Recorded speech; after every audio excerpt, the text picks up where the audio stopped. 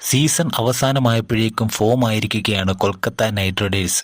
Sunrisers ഹൈദരാബാദിനെ പരാജയപ്പെടുത്തി അടുപ്പിച്ച് 3 വിജയങ്ങളാണ് കൊൽക്കത്ത സ്വന്തമാക്കിയിരിക്കുന്നത്. ആദ്യ 6 മത്സരങ്ങളിൽ നിന്ന് ഒരു വിജയം പോലും സ്വന്തമാക്കാൻ സാധിക്കാത്ത ടീമായിരുന്നു കൊൽക്കത്ത.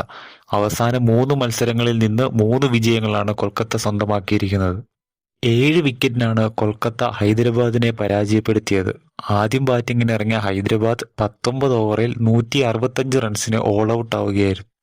ഹൈദരാബാദിനായി 28 പന്തിൽ 61 റൺസ് നേടി ട്രാവിസ് ഹെഡും 29 പന്തിൽ 42 റൺസ് നേടി ഇഷാൻ കിഷനും മിന്നിയപ്പോൾ ബാക്കിയുള്ള ബാറ്റ്സ്മാൻമാർക്ക് തിളങ്ങാൻ സാധിച്ചില്ല. മികച്ച ബോളിംഗ് പ്രകടനമാണ് കൊൽക്കത്ത നൈറ്റ് റൈഡേഴ്സ് കാഴ്ചവെച്ചത്. വരുൺ ചക്രവർത്തി 3 വിക്കറ്റ് നേടിയപ്പോൾ കാർത്തിക് ത്യാഗിയും സുനിൽ നരൈനും ഈ 2 വിക്കറ്റുകൾ നേടി. വൈഭവ് അറോറ, കാമറൂൺ ഗ്രീൻ, അൻകുൽ റോയ് എന്നിവർ ഓരോ വിക്കറ്റ് വീതവും നേടി. 166 റൺസ് വിജയലക്ഷ്യം പിന്തുടർന്ന കൊൽക്കത്ത നൈറ്റ് റൈഡേഴ്സ് 18.2 ഓവറിൽ വിജയം സ്വന്തമാക്കുകയായിരുന്നു. 43 റൺസ് നേടി ക്യാപ്റ്റൻ അജിങ്ക്യ രഹാനെയും 59 റൺസ് നേടി രഘുവൻഷിയും കൊൽക്കത്തയ്ക്കായി മികച്ച പ്രകടനം കാഴ്ചവെച്ചു. എന്തായാലും അടുപ്പിച്ച് 3 മത്സരങ്ങൾ വിജയിച്ചുകൊണ്ട് പോയിന്റ്സ് ടേബിളിൽ 8ാം സ്ഥാനത്താണ് കൊൽക്കത്ത നൈറ്റ് റൈഡേഴ്സ് നിൽക്കുന്നത്. മത്സരം തോറ്റെങ്കിലും 10 മത്സരങ്ങളിൽ നിന്ന് 12 പോയിന്റുമായി 3ാം സ്ഥാനം നിലനിർത്തിയിരിക്കുകയാണ് സൺറൈസേഴ്സ് ഹൈദരാബാദ്.